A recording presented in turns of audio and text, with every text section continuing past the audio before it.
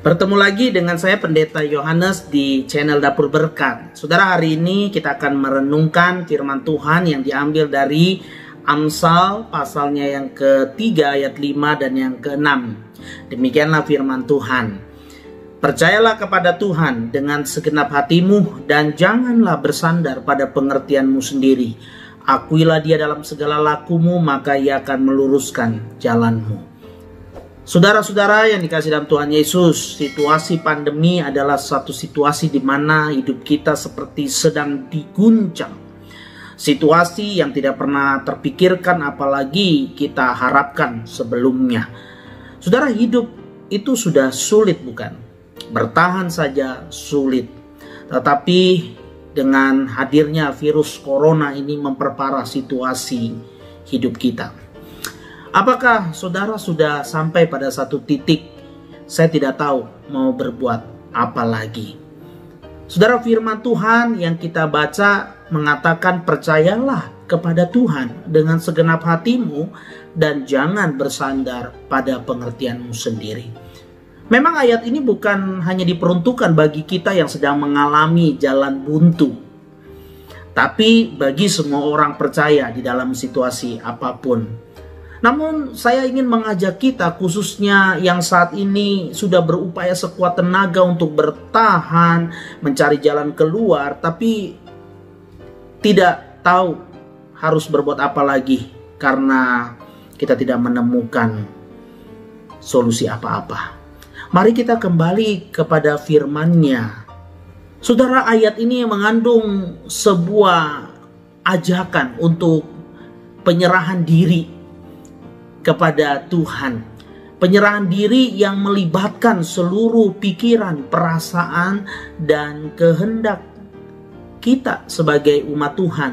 Seperti kita duduk di sofa ruang tamu kita tanpa tanya apakah itu kuat menopang kita. Kita percaya sofa itu sanggup menopang kita. Seperti ketika kita tertidur pada malam hari dan benar-benar percaya bahwa esok menanti. Sudah berapa lamakah saudara dan saya atau kita tidak memiliki percaya yang demikian? Kita perlu berdoa saudara, supaya Tuhan menolong kita untuk memiliki iman percaya seperti itu kepada Tuhan. Itu yang dinamakan percaya dengan segenap hati. Saudara-saudara, percaya kepada Tuhan dengan segenap hati adalah sebuah pondasi hidup yang penting, yang membuat kita bisa tegar dan kuat menghadapi berbagai macam persoalan hidup. Percaya kepada Tuhan dengan segenap hati adalah buah dari pengenalan kita bahwa Dia adalah Allah yang berdaulat atas hidup kita. Dia berdaulat atas hidup di masa lalu kita, masa sekarang yang kita sedang jalani, dan di masa yang akan datang yang ada di depan kita. Tidak ada sesuatu yang terjadi tanpa kendali Tuhan atas hidup kita. Mungkin kita ada yang berpikir sejarah begitu jelek, begitu sepertinya tidak terkendali, begitu mengerikan dan lain sebagainya. Tetapi sesungguhnya ada Tuhan yang masih mengendalikan zaman sampai dengan hari ini. Hari ini mungkin kita berkata pandemi ini begitu mengerikan, begitu menyulitkan, seperti menguasai seluruh aspek hidup kita. Tetapi tidak ada yang di luar kendali Tuhan, saudara. Begitu juga dengan masa depan, seolah-olah gelap di depan kita. Mungkin ya karena penyebabnya hari ini, apa yang kita hadapi. Tetapi sesungguhnya tidak. Semua ada dalam kendali Tuhan. Percaya kepada Tuhan dengan segenap hati adalah suatu sikap iman yang menunjukkan kebergantungan penuh kepada Dia. Saudara percaya bahwa Dia terlibat di dalam aspek hidup kita, itu penting sekali untuk membuat kita tetap merasa aman dan tenang, penuh damai sejahtera.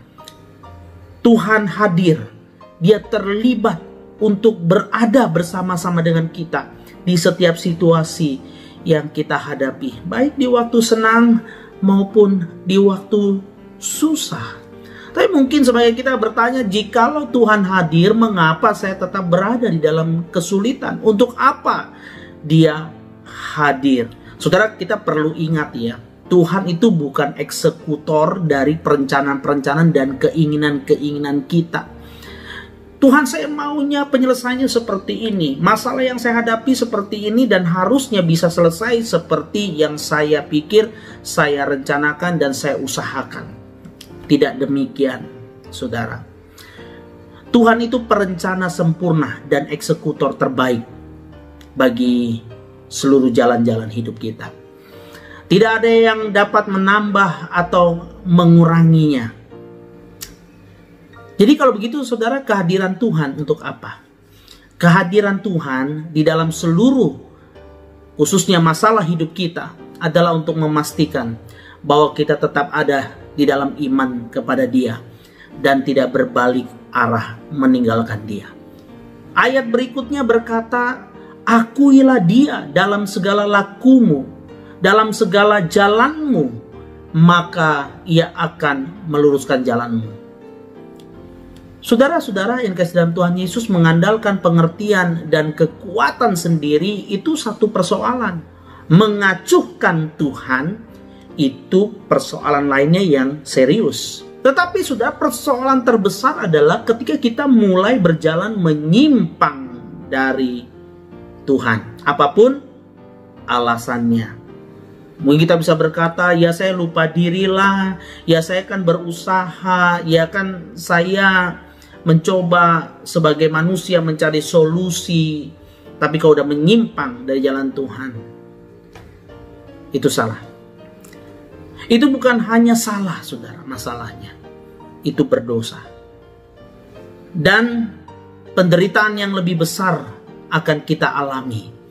Itu sama saja seperti menutupi kesalahan dengan kesalahan yang lebih besar. Kita pikir akan untung menurut perkiraan kita, tapi ujungnya kita akan buntung, saudara, dan bahkan mengalami kerugian yang lebih besar lagi. Jangan andalkan pengertian kita sendiri, saudara. Akuilah Tuhan. Jangan acuhkan Tuhan. Kita perlu kembali pada Dia dan firman-Nya. Bersyukur saudara-saudara yang kasih dalam Tuhan. Dia Allah yang sabar. Dia penuh dengan kasih setia. Dia begitu mengerti akan situasi-situasi kita. Ya, bahkan ketika kita mulai berjalan menyimpang dari Dia. Bukankah indah ketika mendengar firman-Nya yang mengatakan dan mengajak kita kembali untuk berjalan pada trek yang benar. Percaya kepada Tuhan. Dengar firman-Nya, saudara.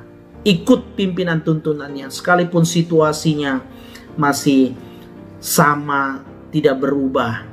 Tetapi Dia mau yang pertama-tama adalah kita sungguh-sungguh tetap melekat dengan Dia.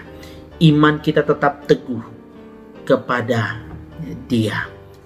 Tuhan menanti saudara untuk datang kepadanya. Berdoalah, minta percaya yang sungguh-sungguh dalam hati pikiran saudara. Tidak mudah, saudara, tidak mudah. Kita bisa bersikap apatis. Kita bisa bersikap, ya ngapain ngomongin Tuhan lah. Hidup ini yang penting kan sekarang solusinya apa. Tidak, saudara. Tuhan mau, mari kita melekat pada Dia, sumber hidup kita, sumber pertolongan kita, sumber damai sejahtera kita.